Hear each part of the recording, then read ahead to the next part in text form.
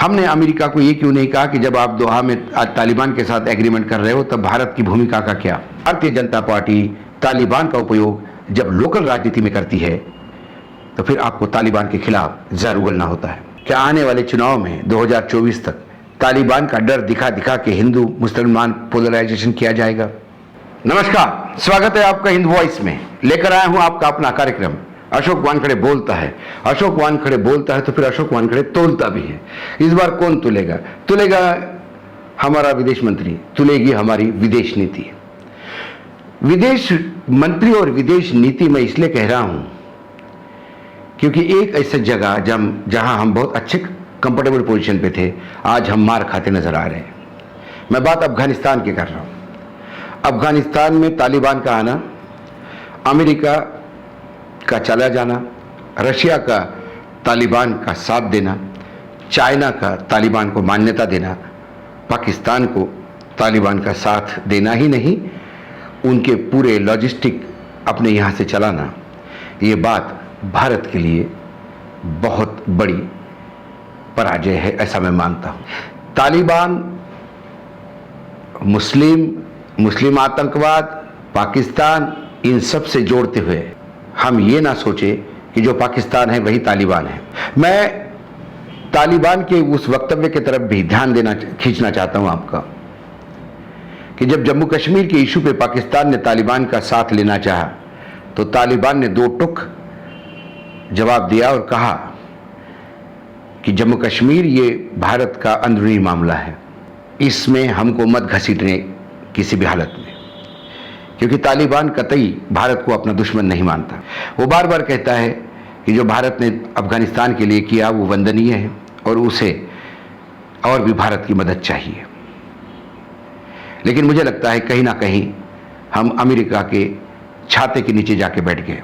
जवाहरलाल नेहरू, चाहे वर्तमान सरकार, वर्तमान नेतृत्व और वर्तमान जो सत्ता में पार्टी है भारतीय जनता पार्टी, वो रोज उनको गाली देती हो, लेकिन जब अमेरिका और रशिया, ये दो बहुत बड़े ब्लॉक विश्व के राजनीति के पटल पे थे, तब जवाहरलाल नेहरू ने तीसरा रास्ता अपनाते हुए नॉन अलाइनमेंट मूवमेंट की शुरुआत की थी कि ना हम अमेरिका के साथ ना रशिया के साथ, हम अपना हित देखेंगे। और काफी हद तक हम नॉन अलाइंड ही रहे। अमेरिका पाकिस्तान को मदद करता रहा तो रशिया हमको मदद करता रहा, लेकिन हमने कभी भी नॉन अलाइनमेंट का रास्ता छोड़ा नहीं। लेकिन पिछले कुछ सालों से हमारी विदेश नीति पूर्ण रूप से अमेरिका के छत्र छाया में जाके बैठ गई, ऐसा दिखाई देता है। और यही कारण है कि हम अमेरिका के साथ हमेशा कंधे से कंधा भिड़ा के चलने की एक अपने आप को गौरवान्वित महसूस करते थे कि हम चल रहे हैं। लेकिन क्या अमेरिका आपको साथ में लेके चल रहा था?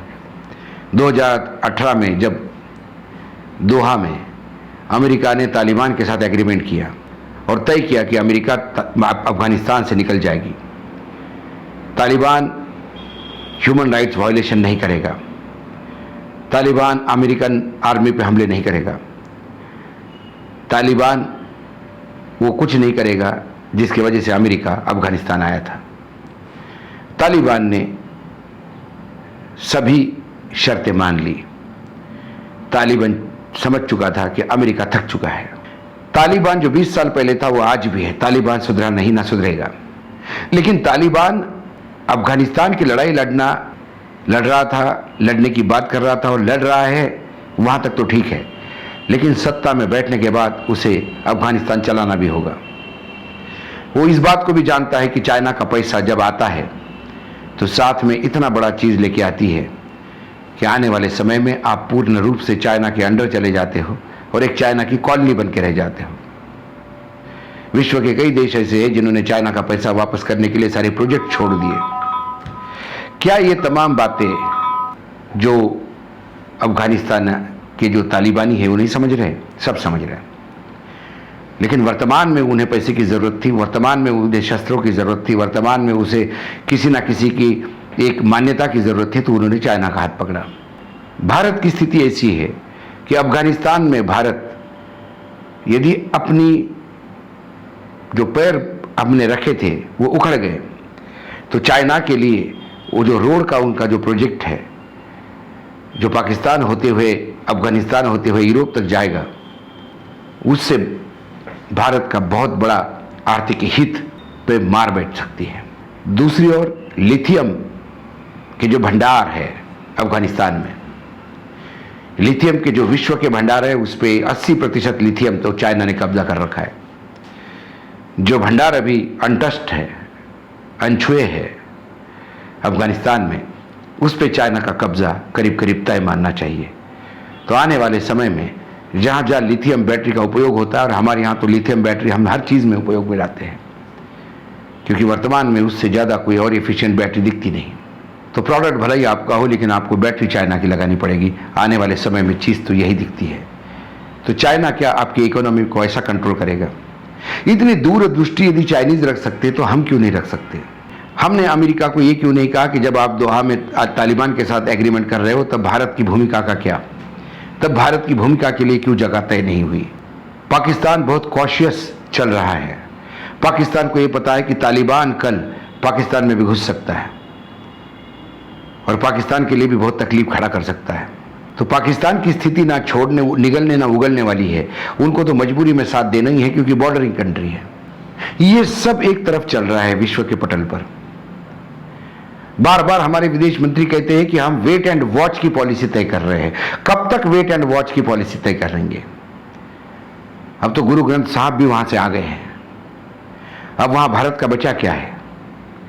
हमारा करोड़ों अब्जों रुपए का जो इन्वेस्टमेंट है वो तो डेड हो गया। व्यापार तब तक नहीं फिर से चालू हो सकता जब तक बैंक्स नहीं शुरू होती है। लेकिन काबुल के व्यापारी आज भी कह रहे हैं भारतीय व्यापारियों को, जो सूखे मेवे का हमारा ट्रेड है, कि आप चिंता ना करें, आपका जो एडवांस हमारे पास है उसका माल आपको मिलेगा, क्योंकि व्यापारी बेईमान होना नहीं चाहता।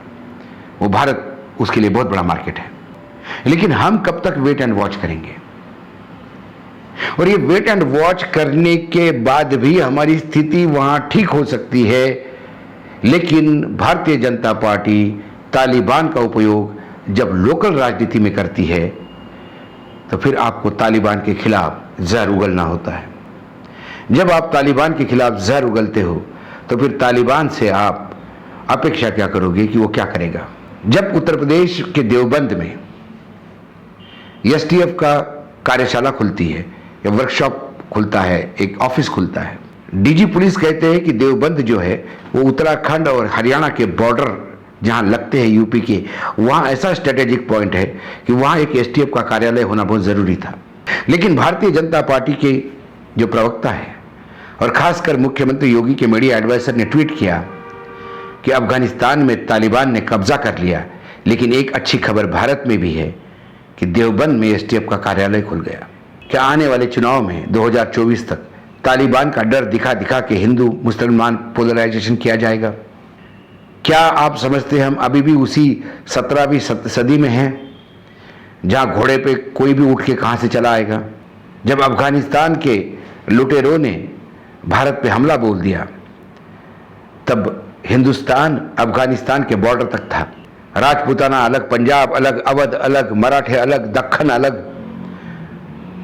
राजपूताना में असंख्य राजे, पूरा देश बटा हुआ था। आज हिंदुस्तान कन्याकुमारी से जम्मू कश्मीर तक एक है। आज हमारी फौजें मुस्तैद है। क्या आपको लगता है कि तालिबान वहां से सीधा आके अटैक करेगा भारत पे? ऐसी मूर्खतापूर्ण बातें सोशल मीडिया पे फैला फैला के फिर से डर दिखाया जा रहा है। बोला जा रहा है कि 100 रुपए पेट्रोल पे आप रोते हो, पेट्रोल अफगानिस्तान में सस्ता है, वहां क्यों नहीं जाते हो? सवाल है, मैं तो 100 रुपए पेट्रोल मेरे देश में दूं क्यों? क्या लाखों रुपए के जो हम पूर्वजों ने बनाई हुई चीजें जब बेच रही है सरकार, तो ये पूरा क्या आर्मी के लिए दे रहे क्या? इस देश के फौज के पास बहुत चीजें हैं और फौजें बंदूकें से नहीं लड़ा करती, न तोपों से लड़ा करती है। फौजें लड़ती है आत्मविश्वास, आत्मसम्मान के साथ, मर मिटने के जज्बे के साथ। यही कारण है कि इस देश का इतिहास बताता है कि मुट्ठी भर सैनिकों ने आक्रांताओं के लाखों की फौजों को नेस्तनाबूद कर दिया। और भारतीय सैन्य आज भी वही ताकत और वही मादमा रखता है। जब एक तरफ हम कहते हैं कि हमारे फौजें पूरे बॉर्डर पे जो तैनात है और हमारी फौज इतनी सक्षम है कि भारत की तरफ कोई आंख भी उठा के नहीं दे सकता, और दूसरी ओर हम तालिबान का डर दिखा दिखा के लोकल राजनीति में हिंदू मुसलमान पोलराइजेशन करने का प्रयास करते हैं। हमारे नेताओं को अपने स्वार्थ के लिए जो ये घिनौनी चालें चलते हैं उससे बाज आना होगा। तालिबान भारत के साथ व्यापार नहीं करेगा तो अफगानिस्तान भूखा मरेगा। भारत के साथ व्यापार करना ये उसकी मजबूरी है। वो अपने टर्म्स पे, भारत के टर्म्स पे काम करेगा। लेकिन यदि रोज भारत से आग उगलती रही तालिबान के खिलाफ तो फिर तालिबान भी अपना नजरिया बदलेगा। जैसा कि भारत में शुरू हुआ कि तालिबान आ सकता है, नरेंद्र मोदी को ही सत्ता में लाइएगा, 2024 की बात अभी से हो रही है, तो फिर तालिबान भी कह रहा है जम्मू कश्मीर के बारे में भी हमको फिर से सोचना होगा। क्या हम छोटे स्वार्थ के लिए देश के हित को दांव पे लगा सकते हैं? यह बड़ा सवाल मैं आपके बीच में छोड़ के जा रहा हूं। सोचिए इस पे और फिर कहिए क्या हम गलत है, या सरकार गलत है, या फिर सत्ता में बार बार आने की ये जो लालच है ये गलत है। आज इतना ही। कल फिर आऊंगा या फिर अगले सप्ताह आऊंगा किसी नए विषय के साथ। तब तक आप देखते रहिए हिंद वॉइस।